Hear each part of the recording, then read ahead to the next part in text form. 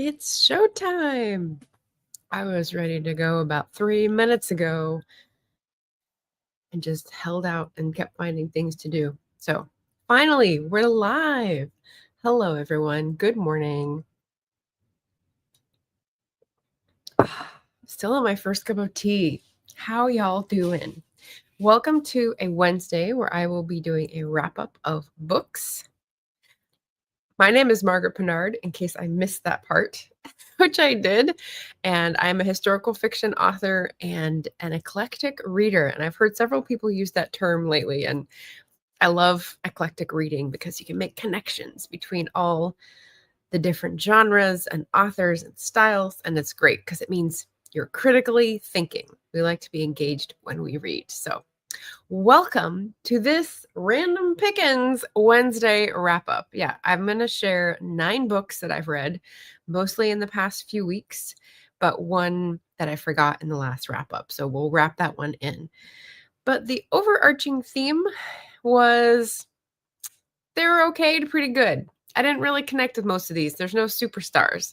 So maybe you'll have some different opinions and maybe some of these sound exciting to you, but 9 books and none of them really graduated to 4-star and above. So we'll see. I'll try to describe them in a neutral way so we can check out if people have different opinions. Good morning, Greg. Hello, hello. Good morning, Jim. Good morning, Cat Paw. And good morning, Alan, or should I say good evening? Yes, I was on last night watching the flotilla in the Mediterranean Sea and realizing as it was ticking closer to evening for me, it was getting close to dawn for them when they were supposed to arrive at the shore of the Eastern Mediterranean, which of course is contested ground and a very worrisome mission. So we were getting all sorts of feeds and it was kind of neat to see people in the chat talking about what was happening and actual footage of the boats. So that's what was on my mind last night. And I hope and wish that they are successful in their mission to bring aid to Gaza. So yes, it's fall. It's October. That's the other fun thing. I'm just going to share my October spread page here. Thought that was pretty nice. Little homey, little leaves. We're all in for the snuggly, cozy vibes, right? So some of the books I'm going to share with you might fit that bill and be up your alley. So we'll see about that. Like I said, 9 books. I'm going to go ahead and put up the question of the day so that we can get people anytime you come by. So because I've been in sort of a meh, disconnected kind of, it's not a slump. I'm reading. It's 9 books today for 3 weeks, but there's no winners in this pack for me. So how do you choose your 5-star reads? How do you get a feel for what will be a really good book? Or do they always take you by surprise? They might. They might. But if you have any advice or time-tested strategies, share them with me in the comments. All right, so we're going to start with, hi, Julie. I'm going to say good morning because I'm not sure where you are in the world. But I did want to say thank you. Greg and Julie, I think, are new members to the channel, which is very cool. Oh, Jim is asking, how is Portland? It's a war zone. It's terrible. There's flashes in the sky that look like stars, and there's tanks on the street that I don't see. And yeah, it's one city block where there's protesters that have provoked a violent reaction from federal officers who are renting ICE office space. That is the crux of the hubbub here in Portland. Otherwise, it's gray skies. It's been raining for 3 days, so life is pretty normal. All right, so we're going to start with backwards order. This is the last one I read just a couple days ago, and I'm going to, I guess, be a little bit more systematic about this by telling you where I got these books and when. I think I know it for most of them. So as you can probably tell by this pretty cover, The Full Moon Coffee Shop by Mai Mochizuki, translated by Jessie Kirkwood, is a Japanese translated cozy read. So there's a magical realism coffee shop. It's run by cats, and people have run-ins where they get their life sort of reset on track by interacting with these cats, who, the thing that I didn't know was that full moon comes into play because the cats are actually like the planets in the astrological system. So that was kind of a neat twist. And it was very cute. It was very like calm and gentle. Definitely fits into the cozy cat life, slice of life genre. It drifts a little bit for me, but the magical realism is a delight to read. So I like that. I would just say for me, the reason I didn't connect with it as much as I would like is that um, the life changes that people made, because it's like a little novella and there were several interconnected people's stories. We didn't have much chance to build up each person's story. It was like, oh, they had a work problem. Oh, they have a life problem. Oh, they have a family problem or whatever. And it just sort of skipped pretty quickly. So I was kind of like, do I care about them that much? No, not really. So I would have liked more build up, but well written, well translated, nice humor, gentle. And so that may be your book, especially if you love that cover like I did. Isn't it cute? It's very cute. So that's the first one. And I got that at Skylark in 2025. So I visited Missouri last summer to meet some Booktube friends. And Skylark is a beautiful bookshop. So I got a couple books there, and that is one. And now it is red. So feeling good about that. Okay, so Jim is answering the question by saying it's the author predict. Fair. So he says, Murder on the Prince Regent on my TBR. I expect to be a 5-star read because it's Serena Shapiro and you've liked all her former reads. That's good. The other books on my TBR I hope will be 5 stars, but not sure because half are new writers. Okay, so you're using the predictor of the author. Let me know if anyone else has other methods. The next book I'm going to talk about is nonfiction. It's called Bread Therapy, The Mindful Art of Baking Bread by Pauline Beaumont. This is someone who lives in, what would I call this? I don't know if she lives directly in Yorkshire, but she does live in the northern country somewhere. So we'll leave it at that. So this is this British lady who's got 6 kids, and she basically wrote a book about going back and becoming a therapist and how bread and therapy are sort of like complementary. And so I was pulled in by that because I do want to learn how to make bread better. Okay, this isn't staying up. That's fine. It's still good as a scarf. And I also like a good self-help book. So I thought this is a new take on it. I will definitely give it a try, especially because she's using all these like family and life situations that are in the north of England, which is very cozy indeed. So it was a nice book. It's sort of a mishmash because she took those 2 tracks and sort of switched back and forth. And yeah, it was a little bumpy for me. They were good, solid recommendations, but the bread stuff peters out towards the end and it gets more self-helpy. So it was just sort of an uneven weaving together. But it's a nice book. I like the illustrations. She's got like recipes and also like if it goes wrong, here you go, and like little illustrations. And again, nice cozy book, lots of like substitutions, different kinds of bread, but again, it's sort of also talking about why it's valuable to you as part of your life, or how you can reframe failures, because bread is always about failing and adapting and all this kind of stuff. So yeah, interesting, nice. Not sure if I'll try anything from it. So that's the thing. I was reading that book for like 2 months, 2.5 months, just a little bit here and there. And I didn't get around to doing the bread because it was during one of the most disruptive times in my life. And so maybe I'll go back and try to do the bread and her approach will help, but I haven't trialed that. So I cannot report back on the effectiveness of the bread advice. Then another hardcover. This is the 3rd little hardcover, and you know I don't like getting these, but these were deals. They were remaindered, or as I said, Skylark was a special purchase. This I got from Iron Dog Books in Vancouver, BC, which was just a couple weeks ago. Rose House by Arkady Martin is a novella, and it came out a couple years ago. And it was interesting. It's a sci-fi set in the near future, and there's been some advances in architecture and AI, and there's this house that has its own personality. They call it a haunt because it's basically like it acts on its own.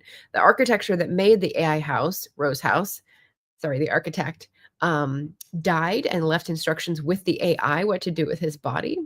And then because of the police requirements in this future state, they're like in Nevada or something like this. The house has to report when there's a dead body. So someone managed to get in, even though the AI has sealed itself after its owner creator's death, but it had to report that there was a dead body in the house, and it won't let anyone in to investigate it. So that's our premise. That's what we start out with. And then we get drawn into, well, this architect who made the AI house had a pupil, and she has a complicated relationship, and we'll leave it at that because I didn't get much more than that. Like I said, it's interesting. There's some very good, like, prickle the hair on the back of your neck kind of moments, or like odd, creepy things that the AI says. But it wasn't enough for me to hold on to. Like, I wanted more information about the pupil. I wanted more resolution at the ending. It was a little too cryptic for me, so I found it a little bit unsatisfying. So I'm really just telling myself what I already know, that these hardcover novellas are not for me. Unfortunately, I have 2 by Becky Chambers and 1 of the murder bots. So, like, I do have some more of these, but maybe I'll just get those out of the way and then stop buying them. What was kind of disappointing about that one is that I thought, oh, cool, it's a used book, Arkady Martine. I loved her memory called Empire. I thought Desolation called, I can't remember what the sequel was called. Anyway, the sequel in the duology was not as good, so that was disappointing. And then to read her 3rd book and be like, not my thing, is like, that's kind of sad.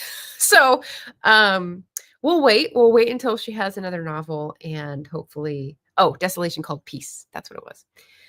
Hopefully we'll enjoy it again as much as we did Memory Called Empire. Let's see. We've got some more answers here I'll check in with. Julie says, I'm in the same time zone as you. Okay, cool. So good morning.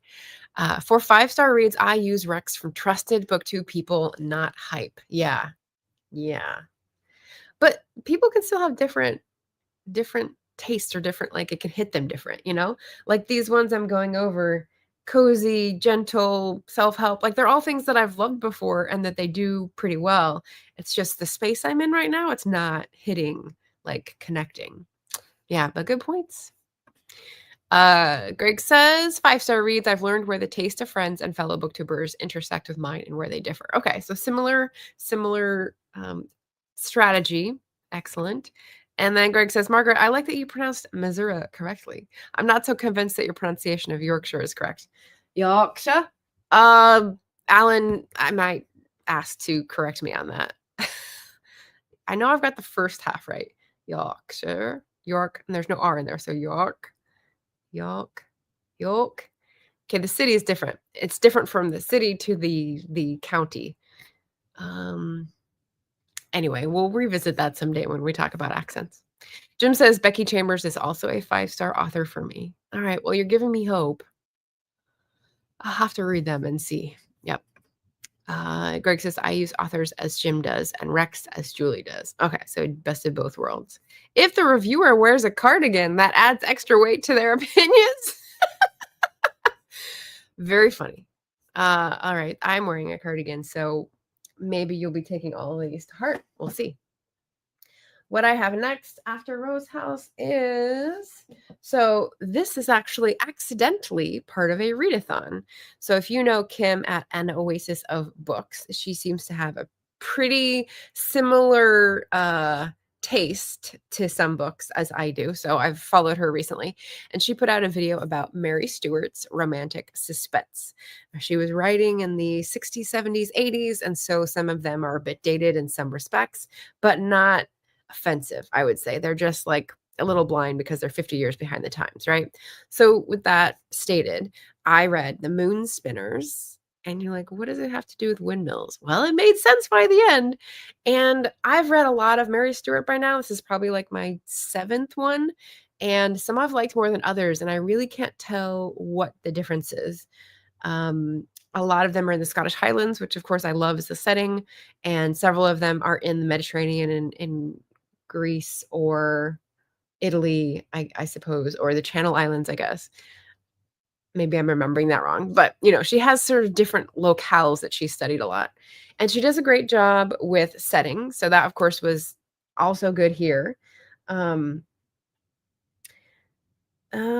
some people in Kim's video, I think she talks about the fact that some people find fault with her romantic suspense because of the insta love. So as a trope, that means that there's no build up to falling in love. They just sort of like immediately fall in love, and people are like side eye, like, come on, give us a little reason why they love each other all of a sudden.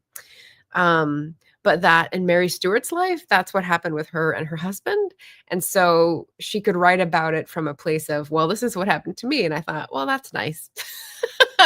um, yeah, yeah. So it doesn't really bother me. I would say that the insta love thing, yeah, it's barely hinted at because it's all taken in like innuendo and ellipsis. There's just it's a very British way of communicating like heart issues, if I may say so. It's a yeah, like this like stuttering kind of uncomfortable with the topic, can't really talk about it. And by that, you're given to understand, oh, they're feeling something. And so that's sort of how it develops. Um, but yeah, so still a big fan of Mary Stuart, given the caveats of the time and whatnot, and still have several of hers as favorites. But this is my participating in Kim's readathon for Mary Stuart October, which is pretty fun, just by accident. And I don't know where I got this. So these editions, these like newer ones from the 2010s, I have 3 of them. And one I got from Phoenix Books and one I got from Beach Books. And so I don't know where this one came from because it's not marked down, unfortunately. This is a matter of me arguing with Storygraph about the covers and the editions, because many times I go to look up a book that is backlist, and there are so many editions, it's hard to find the one that fits. Like, is it a paperback? Does it have the right cover? Is it the right year? Is there the right number of pages? And you're like, well, I mean, we got 3 of 4. It's not true, but what are you going to do? Especially if it's a book that's before the ISBN time period, like 1960 or so, 1970, 1970-ish. Then you're really up a creek if you can't find your cover. So, all right. So that was Moon Spinners. Oh, and the one other thing is that she usually weaves in like myth and folklore, and I do really like that. So in this one, Moon Spinners is the myth and folklore. It's like a Greek myth of winding the moon. So it's like a month cycle explanation in olden days, in ancient times. And she just brings that in a few times. It's a very light touch. It's not magical realism. It's just sort of acknowledging that the cultures that she's introducing us to in her locales are deeply immersed in their old stories. And I love that part. So if that intrigues you for Mary Stuart, I would say try, The Stormy Petrel. The Stormy Petrel is one of my favorite. And again, it has its caveats, but I've read that one several times and can recommend. All right, so then we come to some more recent books. This is The Rez Sisters by Thompson Highway. This is actually a play, and I just got this a few weeks ago in Vancouver, BC, from Canterbury Tales bookstore, which is in Little Italy. So The Rez Sisters is a play about 7 sisters and half-sisters who hatch a plan to win big at bingo, like several towns over, and fix their lives basically.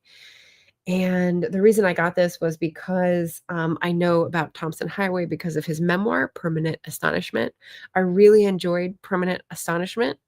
He really does a good job of connecting his childhood experiences and his astonishment, his wonder with the world, his things that he learned from his family, the culture that he grew up with, the way he connected to people when he came to white culture in the city in Canada.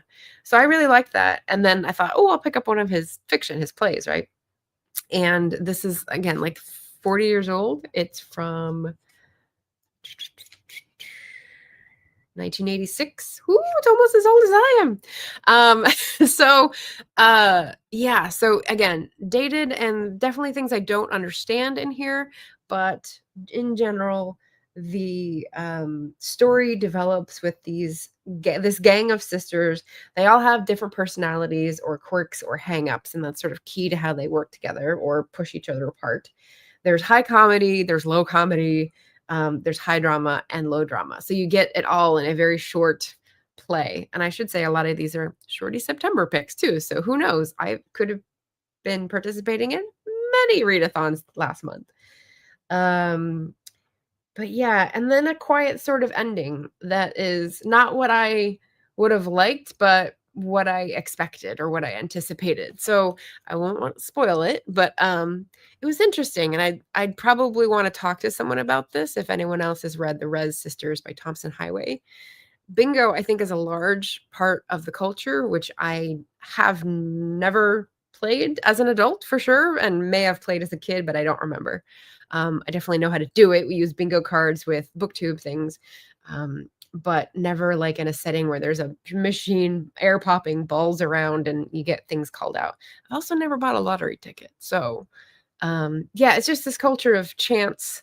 I know people that do regularly, and I don't know. It's just a world view, or there's just something about how you view the world that must be different from the way I view the world. So I don't know. If you guys have thoughts on that, let me know in the comments. But bingo, it's a mystery to me. Let's see. All right, Ellen, fair enough. Let's see. The pronunciation of Yorkshire depends on whether you're from there or not. How's that? How's that? Is that close?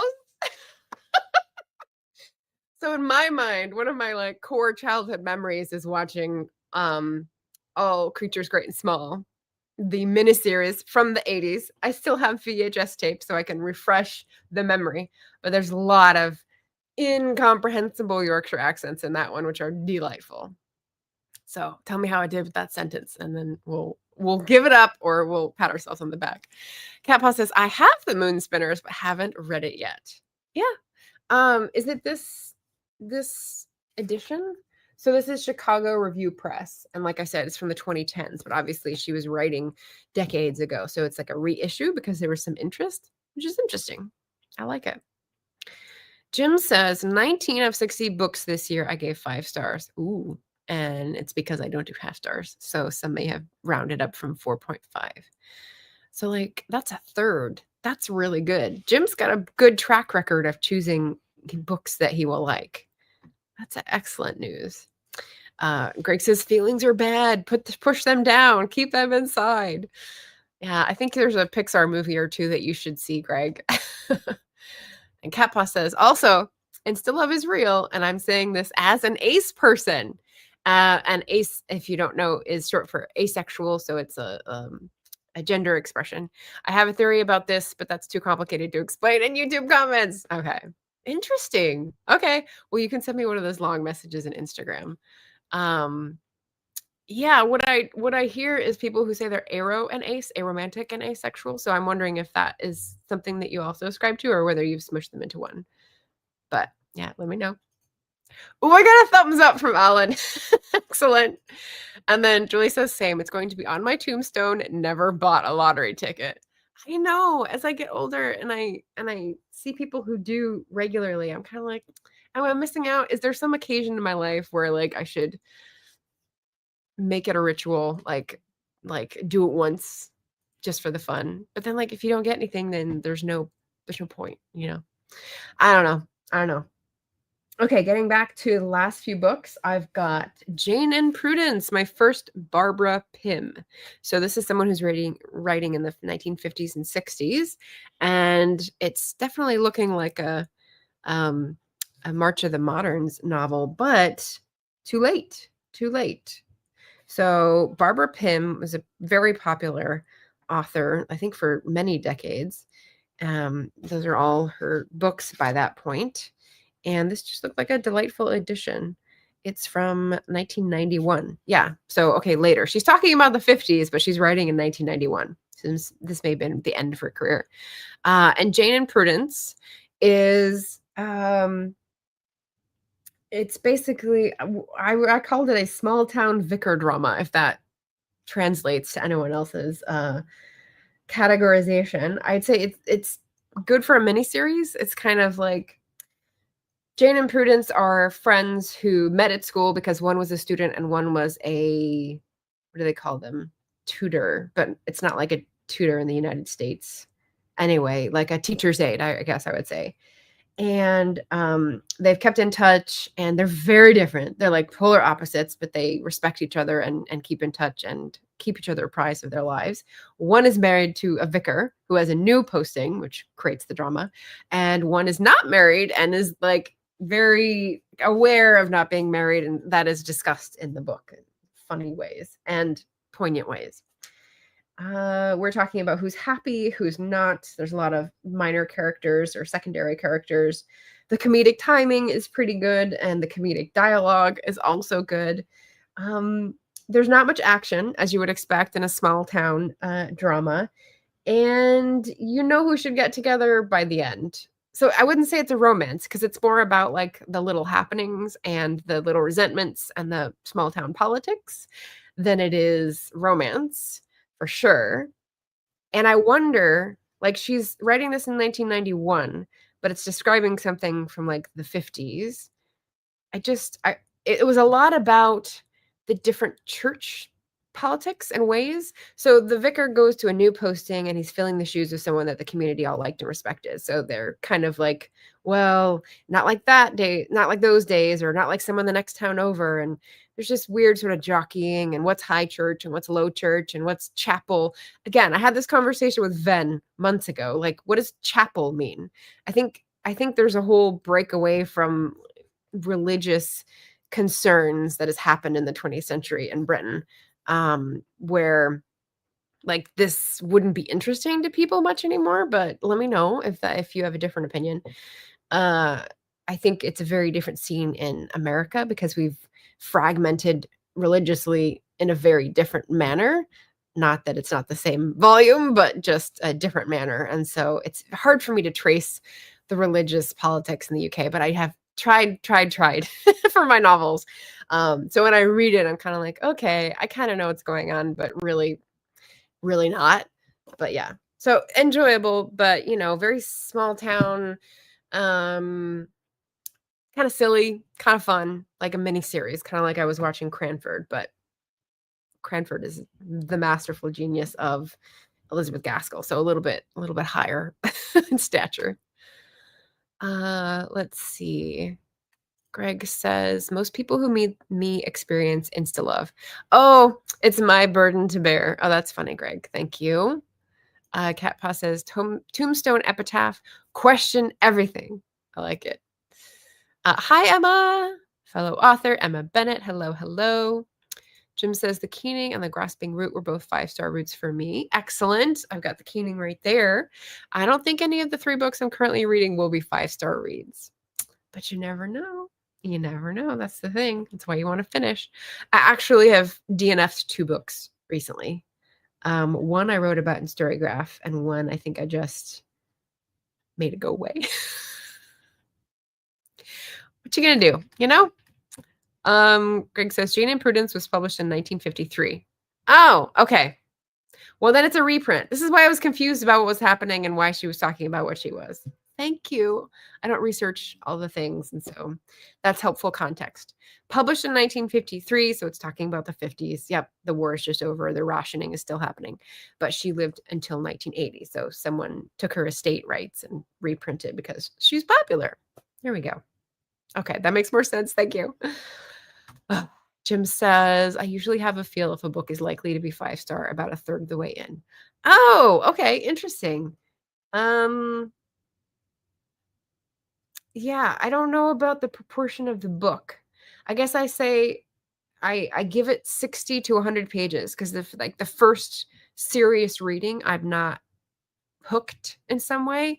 I kind of go, how much left is there? You know, if it's 50 pages, I'll try the 50 pages, but then it doesn't bode well for being over half done and not hooked. Sometimes it only takes 20 pages. I bought this $1 book at home in my hometown earlier this year, and I was reading it, and it was just like soppy and just morose, but like trying to be sirenish. It was weird. It's called Final Payment, and I was like, no, we're not doing this. This is not working. So that was put in a little free library the other day. What else do I have left? I've got 3. I've got Witchlight. So this was actually, I think, a $2 find. This is a graphic novel by Jessie Zabarski. She did both illustrations and the text. And it's very new. I think it's 2016. It's got an interesting color palette. So like it's not all colors, and it does, but it shifts for each spread. I thought that was pretty interesting choices. Maybe it's like by chapter. Anyway, it's something that I noticed. And like the characters are in an unfamiliar sort of land that seems sort of medieval because some are witches and they're known to be witches, and they're not necessarily dangerous or cheaters, but this one is deemed to be so because she can't access her magic. There's a tragic backstory. They come to be friends because they're both searching for something, and they team up as allies, and they go around trying to achieve their goals. It's very nice. I would say, I got this at Arches, like I said, for a $2 book. It's mostly concerning itself with being authentic to yourself and being generous in your friendships, in meeting friends and ongoing friendships. And I'm going to say, for me, the graphic novel is not the best delivery system for any of those messages or other messages. Like, it's not a style that I particularly was grabbed by. I mean, some of it was fun, but especially when you have like whole, I don't know if I'll happen upon one, but like whole pages where the panels are chopped up and it's just like one thing happening all at once. I kind of don't understand the language of graphic novels. And so when I read it, I kind of go, okay, is that a good thing? What's happening? Like, I'm trying to understand the magic and how they're communicating the magic with the physical motions, but then also understand the panels and the sequencing. And so for me, that's not the easiest way to go. But I got most of the thrust of the message, I would say, and it's pretty neat. I like a book about witches for October. And if anyone's curious about this, and you don't live in a country that swallows books, I'll send it to you. Because like I said, it was very cheap to get, and someone else might like it a lot better than I did. Let's see. 2 more books. One is audio and one is physical. So last physical book is going to be a Robin Wall Kimmerer. And if you've been on the channel for a while, you know I'm a big fan. I loved The Gathering of Moss. I loved what's her big book? Braiding Sweetgrass. Yeah, which I read second. And this was like a little taster that had come out in between bigger works, I suppose. It's called The Democracy of Species, and it's basically a couple essays that she wrote. And I think I might have even read them before, but I read this about a month ago. So this is like the one that I forgot to include in the last wrap up. And so it's less on my mind. But when I look back at Storygraph, the tag is Word on the Water, which means I got this in 2024. 2024? 2022? When did I go to North London to Word on the Water? There's a bookshop that is on a narrowboat in London. I think the Prince Regent Canal. Can't remember what it's called. It's up in the north of London. And I thought that's such a cool idea. But I went, and you know what? All the books were really expensive, like really expensive for a used bookstore. It had used and new. And with the exchange rate in addition, I was kind of like, I want to get something here. This is what I end up getting because it was like the smallest thing.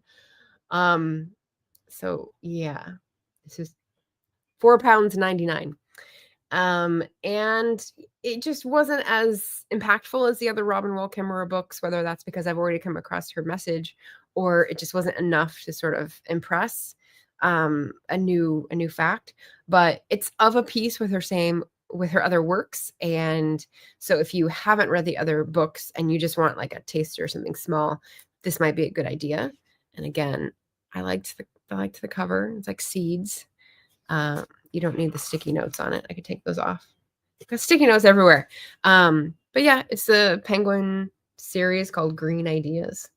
And she's great. She's a scientist. Alan, if you haven't read Robin Wall Kimmerer, where have you been? But she's a great person for trying to bring people in to understand scientific logic and history at the same time as valuing indigenous science and history and saying like you can't just exclude one at the benefit of the other, if that makes sense. And how they can work in concert and we can, get together and make good things happen. So I love her message in that respect. These 2 essays are about 3 essays: The Grammar of Animacy, The Honorable Harvest, which she's talked about before, and People of Corn, People of Light.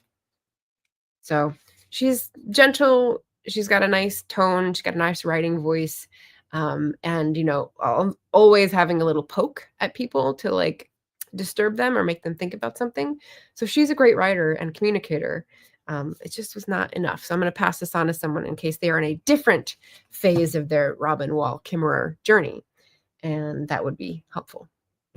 And then the last book that I read that I can review is a screen share.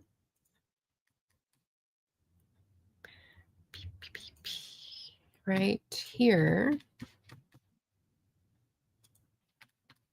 Boop. So this is on audio. Whoops. There we go. And it was the Society of Unknowable Objects.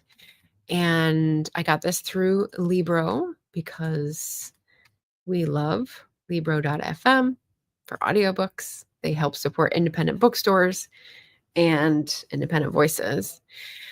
So the Society of Unknowable Objects, it's by Gareth Brown. And Gareth Brown was a writer recommended to me by my colleague at the audiobook magazine. She had read his first book or listened to it, and I can't remember which. It's called something about doors. And she said it's so good. And so she doesn't often recommend books to me, but I marked that down. And when this came out as an ARC or an ALC, I went, oh, okay, cool. So I listened to this over a long period. I only had the half an hour it took me to walk to the Airbnb and back. And I'll tell you about the Airbnb in a second, because that's a secret project thing. So while this whole disruptive home thing was going on, I wasn't reading much at all. I was just trying to keep up with everything going on.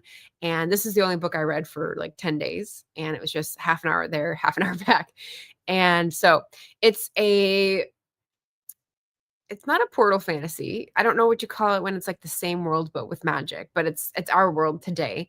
And there is a small society of 4 people, you think at the beginning, that know about magic and are pledged to protect and like keep safe magical objects.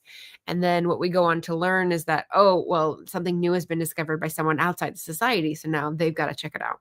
They are based in London. Of course, it's a British-centric magical fantasy. And so they dispatch someone. And then we learn that everyone has secrets and things that sort of tumbled out of control. And there's people out there they should know about. And it's pretty good. There's like action and cool magic development, I will say. The people themselves are not like wizards or anything. They're normal people. They just have to discover that this other world exists. And there's a little tie-in at the end that I think goes back to the Doors book, the first book by Gareth Brown. And I could tell that just because of how it was positioned at the end, because I haven't read it yet. And so I liked the voices. I liked the character development, definitely the setting, the lovely London. where does she live? St. John's Wood is setting, and just like the traveling and the wishes and like the considering of magic. I will say there were at least three big action points, plot points, where I was like, oh, well, this is going to happen then, right? And then it took the book quite a bit of time to get there. And I was like, oh, you're telegraphing what's going to happen. That's not great, like 3 times. So to me, that means like, does this read for like young adult audience then? Because they're not as used to the flow of plots and stuff. I was a little puzzled by that one, because I am not usually a predictor of events. I could see, oh, they're going to get together or something like this, but like plot points of like what they would have to do with the magical object or where the person came from or how they were connected, or it was just like, oh gosh, okay, well, the gun is on the table, like obvious, So if that's going to really bug you, I would say maybe not your thing. But again, maybe it's more of a young adult, and I just didn't know that. So again, 9 books, all just sort of okay to pretty good. And I really want a 5-star book because I want to feel something. Okay, Jim says it's called The Book of Doors. So I was close. I've got close. Alan has read Braiding Sweetgrass, but nothing else. Okay, Gathering of Moss is the book that she did before, and it's a little smaller, less commercial, harder to find, probably more expensive. I love that book, but then I'm kind of a moss nerd. So I used to do this hashtag on Instagram called Moss Friday Club, where I would just take pictures because in Portland there's moss everywhere, which is lovely. So Cat Paw says, graphic novels aren't for me. I just read the words and forget to look at the pictures and then wonder why the story is so thin. Yeah, it's hard to sort of mediate between the two. You're constantly, I think, switching between parts of your brain and trying to knit it together. I think it just asks more of readers who like to read. Maybe if you're not a reader who likes to read a lot, it's helpful because it helps you incorporate more of the story. But yeah. Jim says graphic novels are outside my comfort zone unless they are the classic bande dessinée like Asterix and Lucky Luke. Yeah, those are good. I saw some of those last time I went to a used bookshop. It was fun. Lucky Luke. Oh man. Childhood memories. Cat Paw says, I had such a reading hangover after finishing The Weight of Ink, but I'm about to start Dry and have high hopes. All right, so is this Dry by Neil Shusterman or Dry by Jane Harper? Because they're around the same time and people get confused even though they're very different books. If it's my recommendation, it's Neil Shusterman because that was amazing. And I haven't read the Jane Harper one, but it was more popular. So I don't know. I hope you love it. And I'm so glad you loved The Weight of Ink. So good. So good for Shake-tember as well if you were like reading Shakespeare for September. Yeah. Schusterman. Okay. I'm glad. I hope you like it. All right. So those are my 9 books to wrap up, and then I'll just do a quick show of what I am reading. I start a lot of books. Again, I'm on this weird, like nothing's really hitting or connecting. So I'm just starting a lot of books. This was the new purchase from Green Feather in the pre-order picks series. So, where's my events? Whoops. There we go. Upcoming events. I'm going to put up the pre-order poll for November tomorrow. So you'll get to pick November pre-orders in the next week. But this was my September order. And Mrs. McFeely's American by Claire R. McDougall. It sounded fun. There's someone who goes to Scotland and sort of gets swept into the local scene with comedic outcomes. I haven't started much. It's only on page 8. So again, haven't gotten hooked. There's this one, which is part of my fall curriculum, which if I remember, I will link up here in the cards. Practicing New Worlds edited by Andrea J. Ritchie, part of the Emergent Strategy series, by lots of big names that I'm trying to follow. It's about emergent strategy, which means things that are not top down, but are local communities crafting strategies to organize and take power and nourish themselves and, take care of themselves without reference to the existing power structure because they don't seem to care about them, which I think is a perfect link in to my building a train next to the runaway train that I've been talking about in my Truth and Reconciliation series. So excited to read that, but still plowing through the introduction. I'm on chapter 6, so a good way through this. I'm buddy reading The Revolt of the Elites and the Betrayal of Democracy by Christopher Lasch. This is like from the late 90s with my friend Devin Gambrell Clark, a fellow author here on YouTube. And she read this in her sociology class in college and wanted to do a reread. And I was like, oh, have you met me? I'm reading this fall. This should be great. So we're not really getting into details, but sort of making sure we're at the same place on DMs. So that's fun. I just started On Foot Through Clydesdale by Ian C. Lees. So this was written in 1933, and it's obviously a reissue. So I got this new from, oh, that's right, somewhere special. A really, really beautiful store called Daunt Books for Travelers. It looks like that. It's amazing. It's amazing. I want to go back and live there. So that's just like a travelogue. You'll notice the last 2 books, this one and that one, I started yesterday because I needed to escape. Oxford by Jen Morris is the other one. Pretty cover. Again, not the right cover on Storygraph. History and Culture of Oxford, the City, because I heard Susie Dent talking about Oxford because she just came out with a crime novel. If you are British and know Susie Dent from the game shows where she's talking about words and etymology and definitions of words, she came on Crime Time yesterday and talked to Hank about Guilty by Definition, which is her first crime novel. So if you're curious, it sounded really good. And I went and watched a compilation of clips of her on 8 out of 10 Cats Does Countdown or whatever that's called. And it was just like Merciless Mocking by Jimmy Carr. And I was like, wow, she's like famous. And I didn't even know. And we had her on the show. So that was pretty fun. She was great. And her book looks really good. So then I'm like working steadily through The Draw of the Sea, which is a Vancouver, BC Hulled book by Will Menmuir. And this is about Cornwall and people's relationship with the sea around there. It's very nice and very calming and interesting. It's a nature memoir, and I love those.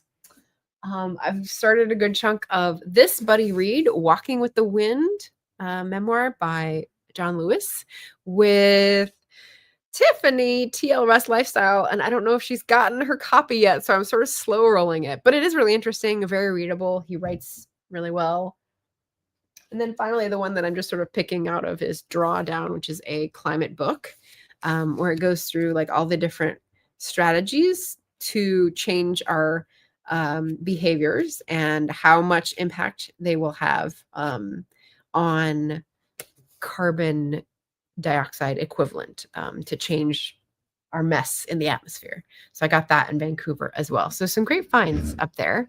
Upcoming events and current reads for anyone in the chat. Have you got any to share? So as I said, tomorrow I will put the pre-order picks for November up, and I'll have that open, the poll for like a week on my community tab. Friday, I'll be doing a couple tags. So again, I'm trying to get a couple at a time out so I can catch up. I'm always far behind. I'm never in the group of like everyone does them at once, way behind. Just like when we were running the mile in PE. And then this weekend. Okay. So you may have noticed something's different, and the something different is my secret project. So if you saw any of the blogs come up for members or for patrons, they were about the secret project vlogs, and I'm making those public. So I just finished my September one. I put it up on Monday. So the patrons and members got an advanced peek, but now I'm going to be making them generally available. So you'll get June, July, August, September, all this weekend, and can delight and, check out the process. Like I said, quite disruptive, quite an affair, but came out very happily with this result. So I've got shelves and floors. Floors are good. So we're still adjusting. I'm just trying to figure out how to clean them and whatnot with the litter box, but we'll get there. So those are the events for me. Those are the current reads for me. And now I'll pop into the chat. Yes. All right. Jim says Victober starts today, and I have my last Dickens novel to read, Nicholas Nickleby. Isn't that exciting? I feel like you need to like bake a Victorian recipe to celebrate your last Dickens novel, like one of those really horrendous ones from the Tasting History with Max channel. That would be fun. That would be a fun video for Victober. Just an idea there. Yes, Susie Dent wrote a crime novel. It's called Guilty by Definition, and it was just on A Mighty Blaze yesterday where I produced, and Hank Philippi Ryan did the interviewing. She was great. She was great. Ruth Rendell wrote the Wexford series in Oxford. Wexford is in Ireland. I don't know the Ruth Rendell Wexford series, but I am intrigued. Jim says current reads The Hollow Places. I don't know which one that is. The Cryptonomicon. I do know which one that is. The Disaster Area. Unfamiliar. And Nicholas Nickleby. Excellent. I hope it's a good roundup of all your Dickens reads. Julie says, current reads. For Victober, I'll be starting Hester by Margaret Oliphant tonight. Excellent.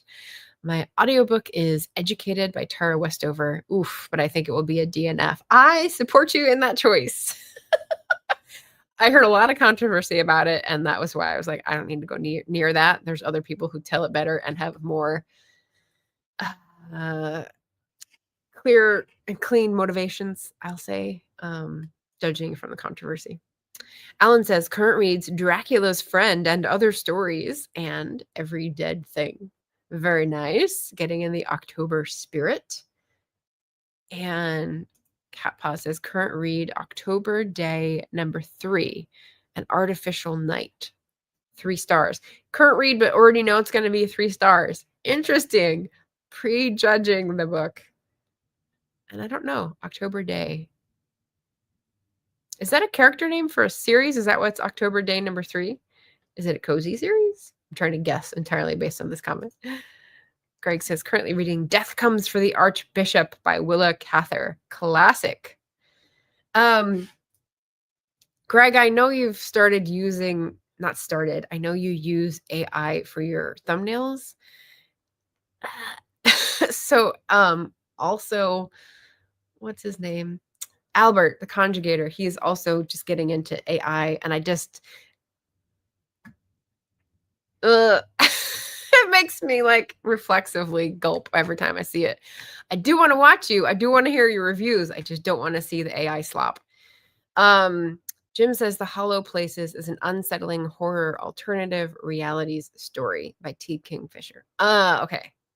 You know, I was trying to think of The Hollow Hills, which is a Mary Stewart. So that's where my mind went. Hollow Places. T. Kingfisher. I think T. Kingfisher is experiencing a moment, which is great. Like a long moment. I love that. Disaster Area is a collection of short stories by J.G. Ballard. Okay. So like a old classic sci-fi. Excellent. Kappa says, I'm 80% and disappointed. Series by Shannon McGuire. Oh. Okay. I didn't recognize any of that as like, it's something with children, isn't it? Like the title of the series, the one that's more famous, maybe. Yeah. Shannon McGuire is the other hardcover publisher of novellas. And I'm just like, guys, why? It's not a good look. Julie says, hey, Greg, I'm a big Willa Cather fan. I want to read that one. Excellent. Excellent. Cool. Well, thank you all for watching this Wednesday wrap up. I don't know if any of those looked appealing. I have better hopes for the current reads. I think several of these are going to be 5 stars. But again, if you're watching this on the replay and have advice about predicting that 5-star, or have a 5-star read you think I will grade as 5 stars, drop it in the comments. Let me know. Diversify those shelves. Enjoy your lovely October, first day of October. It's Anne of Green Gables' favorite season, and hopefully you get a little bit of that joy. And take care of yourselves, everybody. Happy reading.